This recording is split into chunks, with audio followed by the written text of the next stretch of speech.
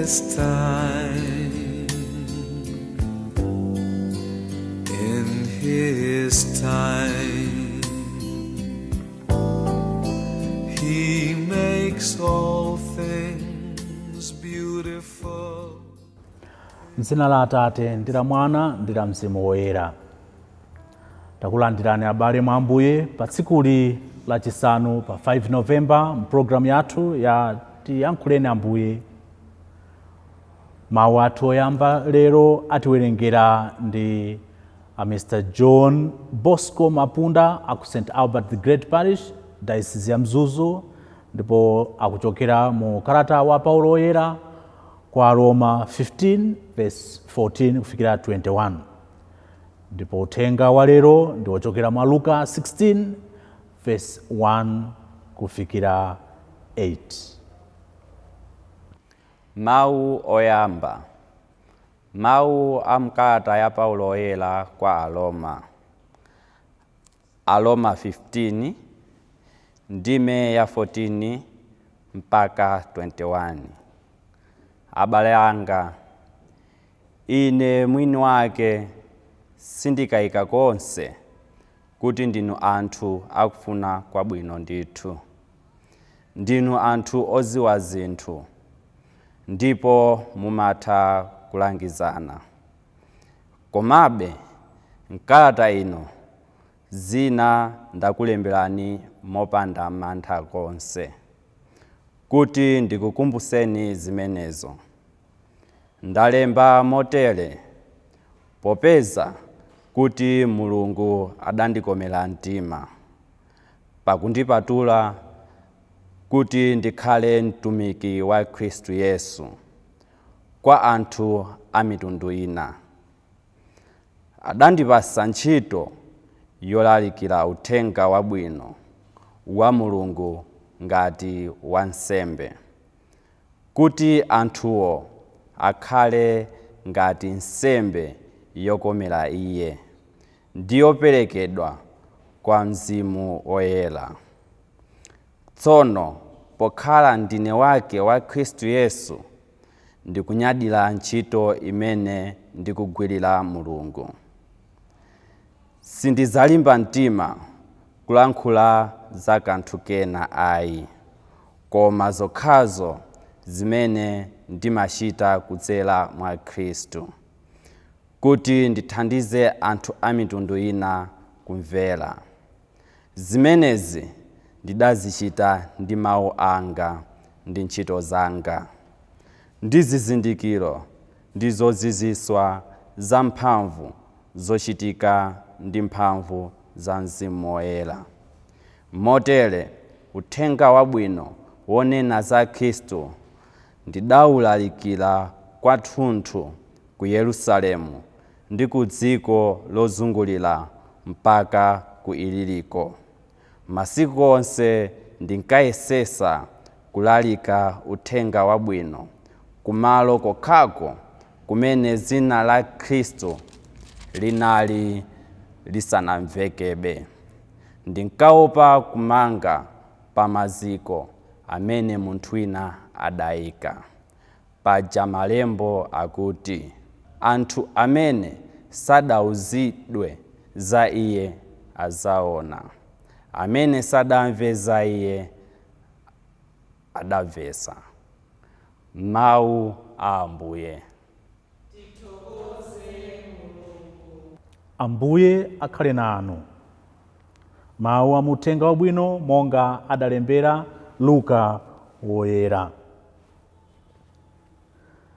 Yesu adawuza ophunzira ake kuti panali munthu wina wachuma amene anali ndi kapitawo wake. Anthu adazamneneza kapitawoyo kuti akumwaza chuma cha mbuye wake. Tsono mbuye wakeyo adamuyitana namfunsa kuti, "Nchiyani chimene ndikumva za iwe? Undifotokozere za ukapitawo wako, pakuti sungakhalenso kapitawo ayi." Apo kapitawoyo adayamba kuganiza mu mtima mwake kuti, ndichite chiyani popeza kuti mbuye wanga akundilanda ukapitawo? Kulima ayi, ndilibe mphamvu. Kupemphapempha ayinso kukundichitisa manyazi. Chabwino, tsopano ndaziwa choti ndichite, kuti anthu akandilandire ku nyumba zawo, ukapitawo ukandithera. Motero adayitana angongole a mbuye wake mmodzimmodzi. Adafunsa woyamba kuti, kodi uli ndi ngongole yotani kwa mbuye wanga? Iye adati, mafuta amuyeso okwanira misuko 10.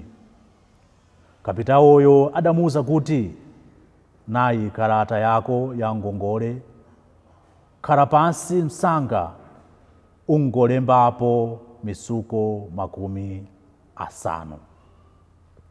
Adafunsanso wina kuti, nanga iwe ngongole yako ndi yotani? Iye adati, tirigu wamuyeso okwanira matumba 10. Kapitawoyo adamuwuza kuti, nayi kalata yako ya ngongole, ungolembapo matumba 53.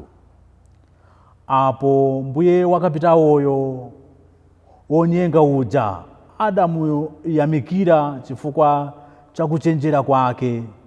Pajatu pokhala ndi anzawo anthu ongokonda za pansi pano ngochenjera koposa anthu okhala mukuwala kwa Mulungu. Mthenga wa Ambuye. Abale okondeka, lero pa 5 Novemba ndi mawu athu alero tikumva za Kapitawo amene tinganene kuti anali khuluku, anali osamvera zimene amene anamulemba ntchito amafuna. Koma tikumvanso zoti Kapitawo yemweyo anali ochenjera, a shrewd manager.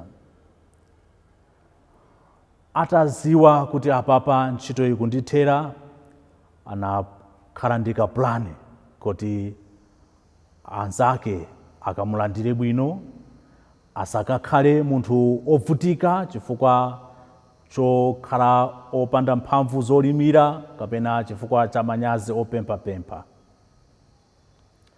Tiphunzireko chiyani kwa Kapitawo ameneyo? Choyamba chimene Ambuye Yesu akufuna kutiphunzitsa ndi choti pamene tilipo, wina aliyense azindikire kuti ndi Kapitawo wa moyo wake, ndi Kapitawo wa anzake, ndi Kapitawo wa zina zilizonse zolengedwa. Ndipo ntchito yathu kapena utumiki wathu ndi woti tisamalire moyo wathu, tisamalire moyo wa anzathu, komanso tisamalire zina zonse zolengedwa. We have been given a responsibility to look after our lives and to take care of the lives of others and to also take care of all other resources around us. Ndiye pamene tikukhala, pamene tikuyenda, tisenze udindo wathu ozisamalira, osamalira anzathu, komanso osamalira zolengedwa zina zonse. Chachiwiri chimene tiphunzireko ndi kukhala ochenjera, especially when we know there are times when we make mistakes. We need to wake up. We need to regain our strength. We need to become aware of our mistakes and take necessary steps to correct those mistakes. Tikamala kuisa ndi bwino kuti tikhale ochenjera pozindikira kulakwa kwathu, ndipo titenge dongosolo losintha moyo wathu, kuti zimene talakwisazo makamaka winanso akatisina khutu tikhale omvera ndipo tikhale ofunisisa kusintha moyo wathu, kuti zimene talakwisa lero tisabwerezenso mawa, ndi cholinga choti moyo wathu ukhale wabwino, tikhale osamalira moyo wathu, tipwererere vanyithu kweninso tipwererere vilengiwa vinyake vyose. Ndise vateveti vafumu, ndise vateveti vake, ndipo iye wakukhumba kuti tipwererere umoyo withu, tipwererere umoyo wa vanyithu, ndipo tipwererere vilengiwa vinyake vyose, chifukwa umoyo withu iwo wene, umoyo wa vanyithu kweninso vilengiwa vyose ni vya iye mwenecho chuta, ipo tifiske uteveti withu pakugomezga iye ndipo pakulondezga ivyo iye wakukhumba. M'dzina la Atate ndi la Mwana ndi la Mzimu Woyera. My life to you I bring. May each song I have to sing be to you a love